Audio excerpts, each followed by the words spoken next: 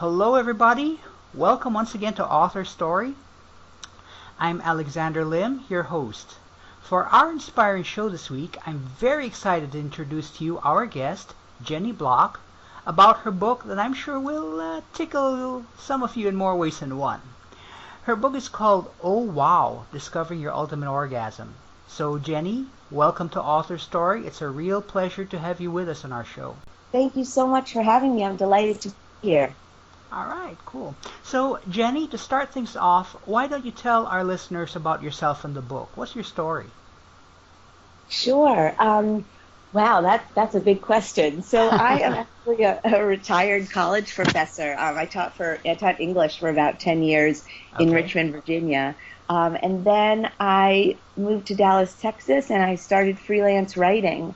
And I wrote my first book, Open Love, Sex, and Life in an Open Marriage. That came out in 2008, and it was really fascinating. That book really led to a whole new journey of writing. I started getting invited to write about sex and relationships for various publications. I started writing for the Huffington Post, and strangely, I also started to do some travel and entertainment writing. But all along the way, my real interest was in sex positivity and women and women's advocacy. Right. And before I knew it, I found myself on this journey of writing about women's sexuality, and here we are. Okay. So how did you get into the subject of sex, specifically women's sexuality? What led you to this? Well, it was interesting because of my first book. I feel like people felt very comfortable talking to me about their relationships and their sexuality and the choices that they made because I had been so open about my relationship and my situation. Right. So people started asking me questions, and then, interestingly enough, I assume because of social media, I sort of started getting asked by publications to write about that as well. And so it was kind of a funny back door. It was almost like I had the information and was willing to talk about it, and then people came to me, and then the media came, and then it all sort of came full circle and ended up here. Right. And the more I got into it, the more interested I was. So then it was just a sort of a happy marriage that made itself. All right, cool. So what inspired you to write this book in particular?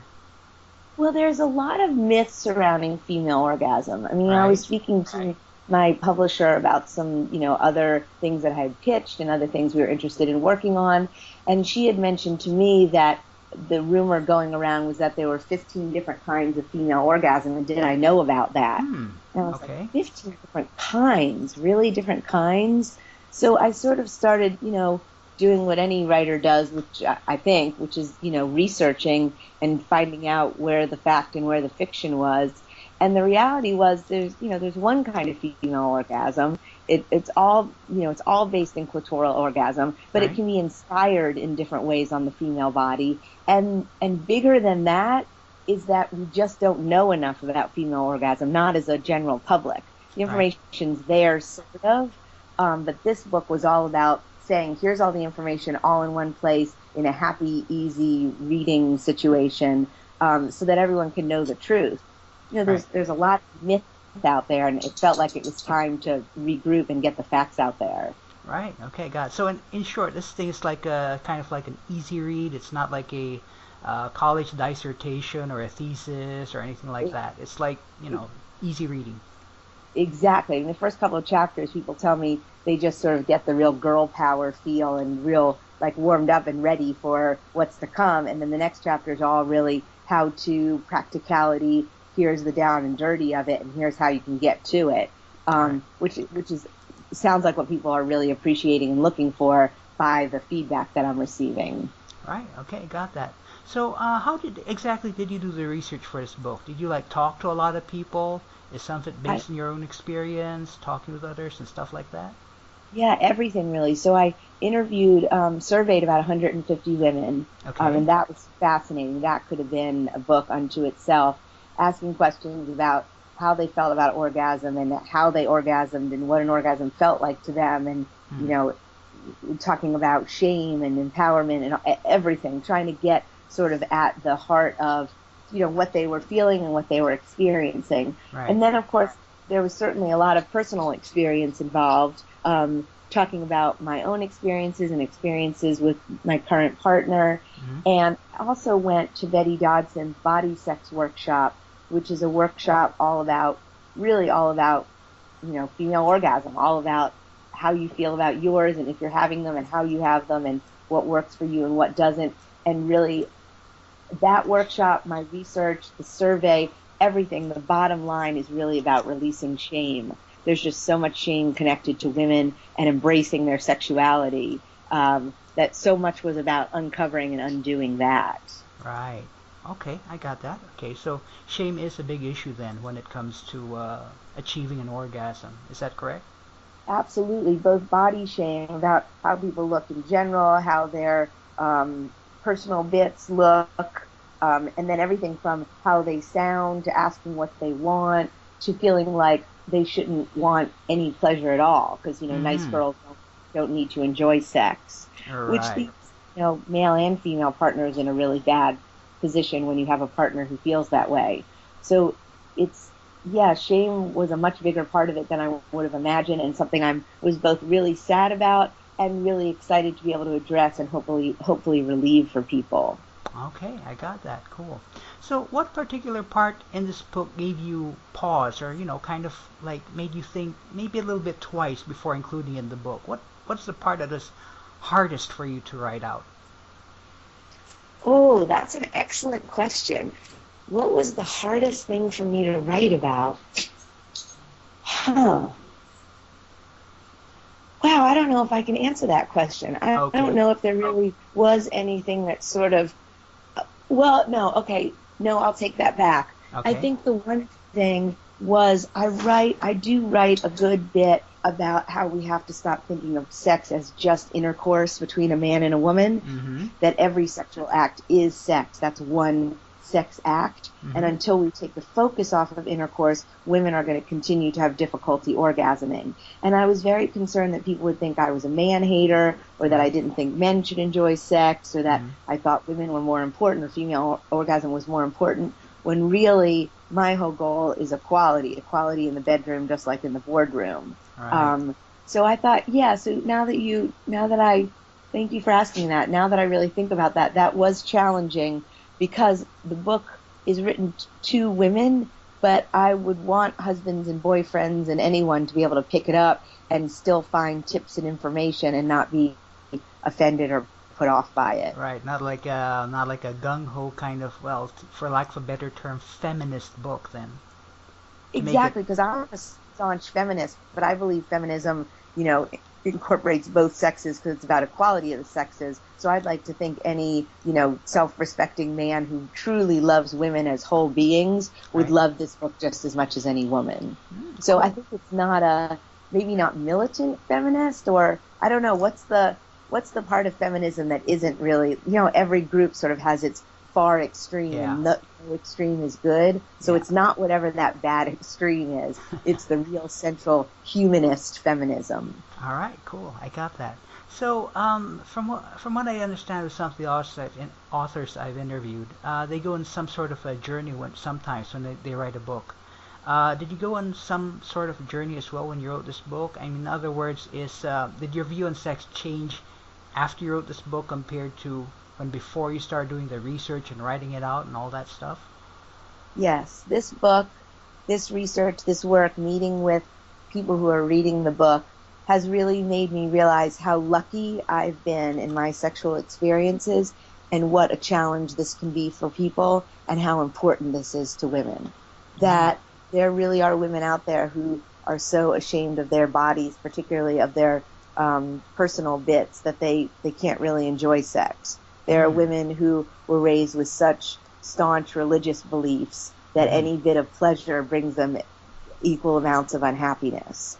There are women who have been through horrible sexual violence, who, no matter what kind of work they do, still just can't get back to where they should be. Right. So, I think it made me, like I said, I feel like from my very first time, I've had some certainly lousy sexual experiences and even some that, things that should not have occurred. Right. But still, I consider myself, I came out pretty darn whole. Okay. And so I feel like I learned a lot about the journeys of other women and realizing how important this fight is. Sometimes I wake up and think, come on, Jenny, you should be using your powers to like feed the hungry or house the homeless, or Right. come on, it's orgasm, it's sex, what are you doing? Right. And then I read these stories and I get these emails and I talk to these women, these breast cancer survivors, these abuse survivors, these, recovering Catholics who just feel like nothing. And I've given them back their lives, this huge part of their lives. I mean, a fully actualized sexual woman is the most powerful version of herself. She feels good in her body and can enjoy her body and the pleasure that is intended for it to enjoy. She can do anything. When Right. all of that is sort of clouded, she can't do anything. She actually becomes quite contained and caged. So it's much Right. bigger. It's about sex, but it's much bigger than that. Okay. All right. I got that. Okay. So Jenny, I'm a man. Okay. So I would kind of appreciate some perspective on this. How different is sexuality from a woman's viewpoint compared to sexuality, say, from a man's viewpoint? Well, Like, what I can tell you is the female viewpoint and what my understanding is of the male viewpoint. right, I mean, I think for most women, and this is not to say that women don't enjoy just sort of the raw, pure sexuality of it, because most of us do. right, But there is very often another component. I mm-hmm, mean, there's the component of feeling connected to the person that you're with. There's the component of feeling some sort of spirituality as part of sex. There's mm-hmm, a level of intimacy involved in sex. And, I hate to ever categorize one group versus another because I've certainly encountered men who feel as much of a strong sort of spiritual, soulful, emotional connection with sex. But I also know plenty of men who really are like, I really want to get off. That's right, really ultimately what it becomes about. And when I fall in love with someone, I connect with my partner, but it's still very physical. I right, feel like my experience has been there's at least somewhat of an emotional component most of the time. I mean, I've certainly engaged in very good sex with men that right, really was just about getting off. mm-hmm, But if you're going to make generalizations, which I think we have to, because people do have things in common with one another, right, um, whether it's social because of being out in the society that we live in, or it's innate, something that we're born with, I don't know. But I mm-hmm, do know that most women feel like we need to feel safe if we're going to have an orgasm. We need to feel secure and comfortable. It's very hard for us to orgasm in a filthy place where we're afraid someone's going to barge in at any moment. Do right, men feel that way? That hasn't been my experience. I'm sure it is. I'm sure some men feel that way. okay, But it seems like other men are much more, oh, it's a physical act. right, Um, so again, it's hard for me to speak. I can't speak for all women, and I certainly can't speak mm, for men. okay. There does seem to be some additional components, at least in a general sense. Hmm. All right. Okay. I got that. I got it. Okay. Cool. So let's get on a little bit to the book. The book's title highlights the orgasm part of sex. So let's continue first by defining orgasm. What exactly is this? What are your thoughts on this? What's it all about? What is it? So What's it all about? orgasm is a nervous system reaction, and it's basically the height of sexual pleasure. And Okay. it's when the clitoris has become so stimulated that it goes through an upward peak and then hits the top and then slowly comes down. And for a woman, can keep repeating that cycle over and over again. A woman doesn't have any period where she needs to sort of regroup as men do in Right. order to become sexually aroused again. Hmm. So in a very physical sense, it's a height and a release. That's what an orgasm is. Right. Um, yeah. All right. Okay. Well said. Fantastic. But as you mentioned before, there's a lot that goes into getting to that point. Well, I know. From one thing, what's on the guy's side, on the men's side? What's the one thing men need to keep in mind, in your opinion, when it comes to pleasuring a woman, particularly when it comes to enabling her to have that oh wow orgasm? Well, I think it's sort of threefold. One, I think it's making sure that she's mentally in the right place, that she does feel safe and comfortable, and that she does trust you. Okay. Um, Two is to turn off all timing devices. There's all this stuff about women take too long, Uh and huh. really, for time on task, women take about the same amount of time. The problem is there's less time on task when it comes to women. And that leads me to my third point, which is that it's all about the clit for women. So intercourse can be a very lovely accoutrement, but it is not, I repeat, not the main event. Some women can come from penetration alone, but that's much more unusual, and mostly because she's highly stimulated before that. If men want to be the best possible lovers, they will spend 100% of their time focusing on the clit. And my best piece of advice is to make her come first, either manually, orally, or with a toy, and not even enter her until she has that first orgasm, and let her enjoy her second, third, and fourth while you're having yours. But the fact that men think of touching a woman, touching a woman's clitoris or engaging in oral sex, they think of that as foreplay, the playing before. That's the biggest misnomer I've ever heard. It's not playing and it's not before. It is the main event. Oral sex, manual stimulation, using toys, that is sex. The act of intercourse is a sexual act. And until we take the focus off that, we're going to continue to have men and women at a huge disconnect. Men are going to be disappointed. Why can't you come? Or why can't I make you come? Right. Well, you can't make a woman come. You can facilitate an orgasm. And there's no reason for her to come because you're not doing anything that would make her come. I always say it would be the same thing as if a woman came into your bed and rubbed your arm for an hour and then wondered what was wrong with you that you couldn't come. All right. I mean, inside of the vagina, there are so few nerve endings inside of the vagina that you can do surgery without anesthesia. There are 8,000 nerve endings in the clit, which has long legs and extends within the body, but still, definitely, for 90% of women, needs external stimulation. Okay, I got that. Now, just a question, because you mentioned something called time on task. What exactly does this mean when it comes to stimulation and sex? That means paying attention to the clit. So if you're having intercourse, that doesn't count. You're not on task at that point. You might be enjoying something. It might be extracurricular for her. That's great.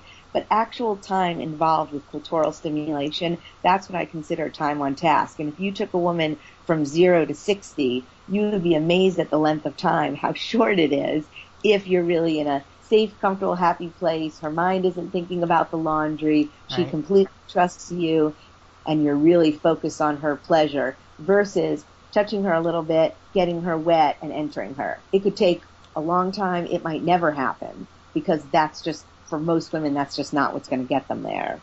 Oh, okay, I got that. Well, from your words, it seems that I'm kind of doing something right with my partners. Okay, I got that. Thanks for the advice. I mean, that's good. That's my favorite thing to hear from men. Men saying, "Okay, good. I'm glad to hear things are going well for me."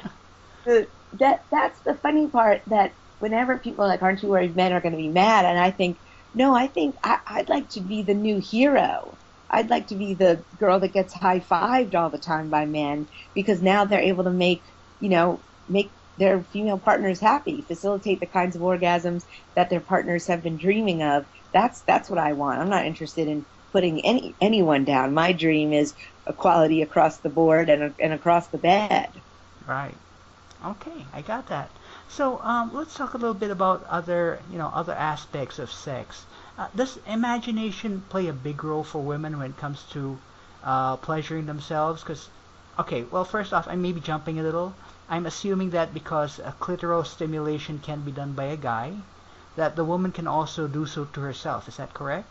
Yes, absolutely. Okay. So does imagination play kind of like a big role for women when it comes to pleasuring themselves, to helping them get in the mood?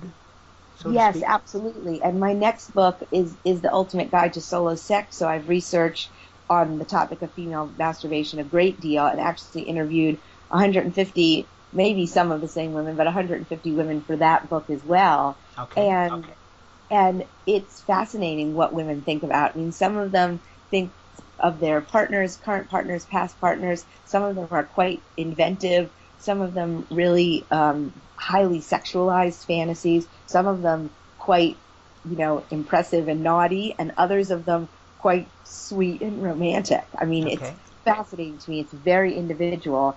And that's another place where shame really plays into it. There are a lot of women who are very ashamed, even just of their private thoughts, which Mm-hmm. just really devastating to me, because talk about a place where there should be no censorship. Exactly. Um, but as long as you're talking about sexual acts between consenting adults, I mean, even if you want to pretend they're not consenting, as long as they actually are consenting, Right, um, right.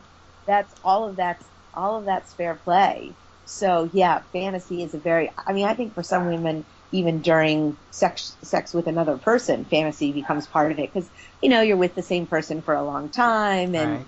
the routine becomes the same. So to fantasize about bringing in a couple cabana boys, I don't think there's any crime in that. Right. Okay, cool. Got that. So you mentioned a lot that shame is a big hang up for women when it comes to, preventing them from enjoying sex and having an orgasm. How big exactly is this hang up of shame? It's pretty darn big, and I realize it when I have articles on the Huffington Post about shame or about the truth about female bodies or the truth about female orgasm or the myths. Right? And women will say, oh no, I know I look gross, or my body, I could never do that, or I don't have sex with the lights on, or I make too much noise. And I think, wow, we have really done a number on women Mm-hmm. by number one, by slut shaming. Um, and I don't know the whole story about this, but recently apparently there was a bachelorette contestant who had engaged in sex with at least some of the contestants, Okay. which men bachelors have done on the show before to no acclaim, and she was being called a slut for it. Hmm. And she was sort of like, I'm on a show about dating and sex to find a partner, and you don't think come on, don't be stupid. I'm a human. I'm a Right. woman, but I'm a human. So all around us is just all of this old stuff, this old puritanical stuff about women being these chaste creatures.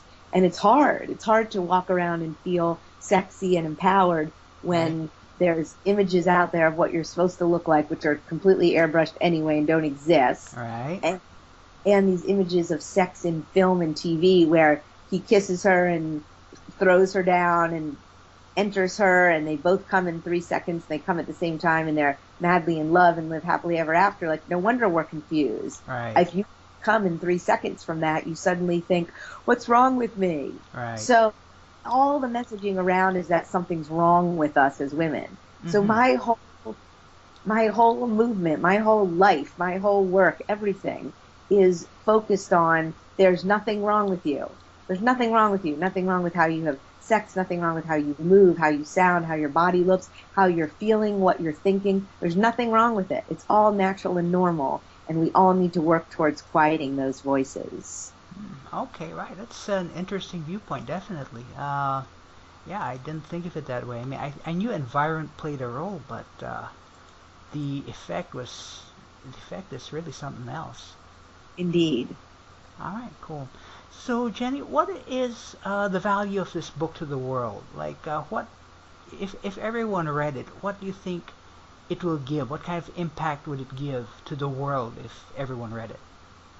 You know, it's so interesting that you asked that because I have these fantasies of everyone in the world reading it and everyone sort of going, "Oh."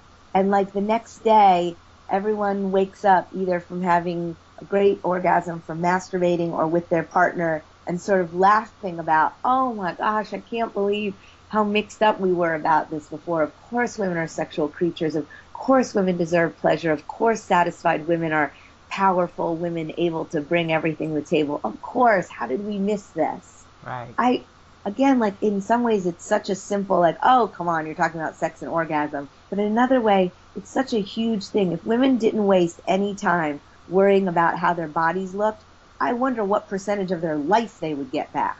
Hmm. If women stopped worrying in bed about not being right or doing it right, I wonder how much time they would get back to instead have pleasure and be able to access that pleasure and allow it to feed the rest of her life. Like Right. if we could get rid of all of that, if we could just snap that away, how much time and energy we always joke about if women realized how beautiful they were, the cosmetic industry would fall in a day. In a day. we could probably shut down every glossy magazine and every cosmetic company in 24 hours if some magic wand made every woman look in the mirror and go, "What's the matter? I look great." I mean, that would be it. Talk about powerful. So imagine if every woman really felt sexy and empowered to enjoy her body.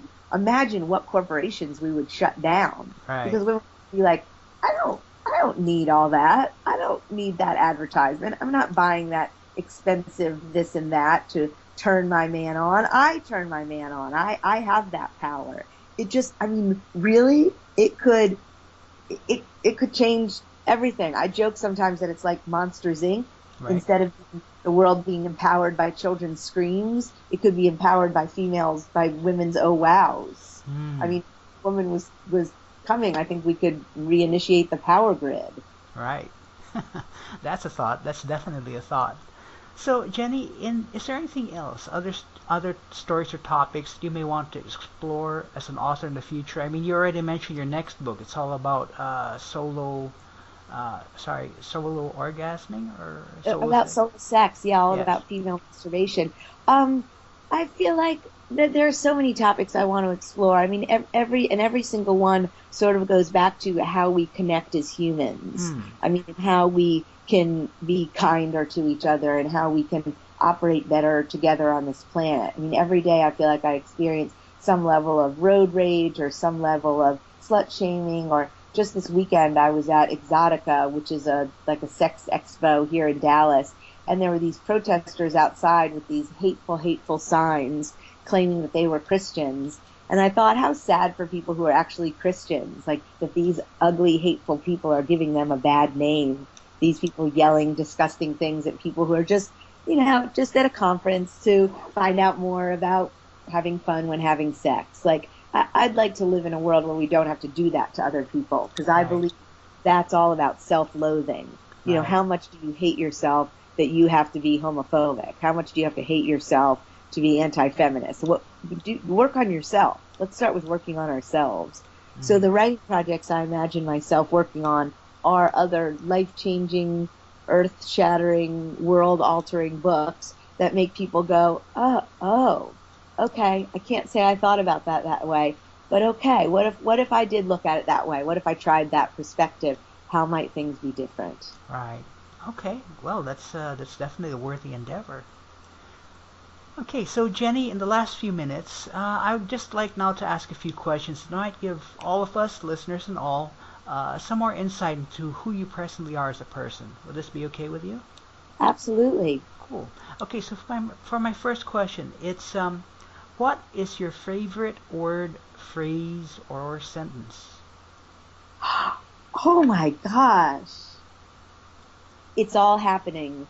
It's from a movie. It's from Almost Famous, but I love it because it really encapsulates everything for me. It means the magic is happening. All right. Okay, got that. So what's your least favorite word, phrase, or sentence? It's everyone's moist. Moist? I hate that word. Yeah, I hate it. Okay. What about that word in particular?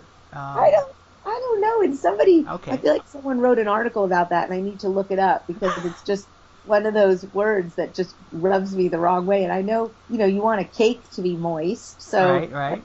That's a good idea. But something about that, I'm not a fan of the word trousers either. Okay. Maybe there must be something tonally. I don't like the word blouse. Okay. Those words sort of sound the same, so it must be something about that. All right. Okay. Got that. Okay. So, Jenny, if there was one thing and only one thing that you could do for the rest of your life, like a cause or like an environmental cause or climbing mountains, an activity, something other than what you're presently doing, what would it be and why would you commit yourself to it? Wow. That is an enormous question. Wow, I didn't realize what a real writer I was at heart, because every second I was just thinking, well, maybe I'd write about something else, but what would I actually commit to? I could actually see going back to the college classroom. Okay. but only if I saw it as a way to really. One of the great things about being an English professor was that my classes were really small, even on a very large campus. So those 25 students, I was the one professor who knew their names and who knew about their family lives and could help them.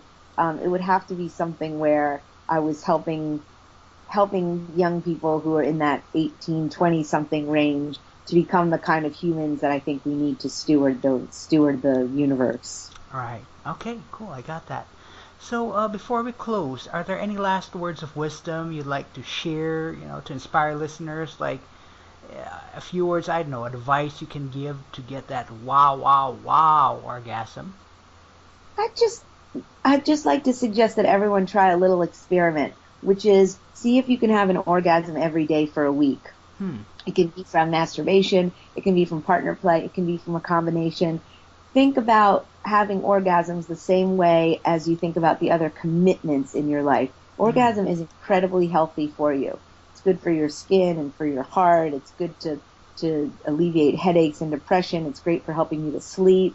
So commit to that as if it's the thing that would save your life, because in some ways, I mean, maybe it won't literally save it, but in some ways it could certainly figuratively save it. So commit to orgasm as much as you commit to so many other things. Take the time to have an orgasm every day and see how you feel a week later. I even suggest people keep an orgasm journal. I mean, the difference between how you sleep and how you feel and how you walk through your day, and see if you find that you can see as many benefits from that as you do from your 30-minute workouts 3 times a week, or choosing to eat Brussels sprouts over green beans, or whatever other healthy choices you make for yourself. Commit to orgasms. Give it a try. It's the most fun health experiment you'll ever have. Cool, fantastic. So, hey, great. Those are great words of wisdom right there, and I'm sure people who try it, they're bound to get pleased sooner or later. I that would be my hope. All right, cool. So, in closing, the book is Oh Wow, Discovering Your Ultimate Orgasm, the author, Jenny Block, and her website is thejennyblock.com. That's thejennyblock.com, all one word. I understand that this website is presently being finalized, Jenny? Actually, it's now up and running with videos and all the extravaganza now, so I think right. You'll find it very exciting and good to go. All right, so listeners, feel free to check it out. So, Jenny, thank you very much for your time and for being an author story. It's very interesting. I'm sure our listeners now have an elevated view with all the hard facts you presented on having an orgasm. And it's all in your book, so I guess all they have to do to get the juicy part is just get it. That's exactly right. Thank you so much for having me. I really appreciate it. It was great talking to you and to your listeners. And yeah, I hope everyone finds their ultimate oh wow. Yes. Okay, got that. And as an addition for you guys viewing this, Jenny's link to the book, Jen's link to the book is below this video, so please feel free to check that one out. And we will be back next time on Author Story with another inspiring author.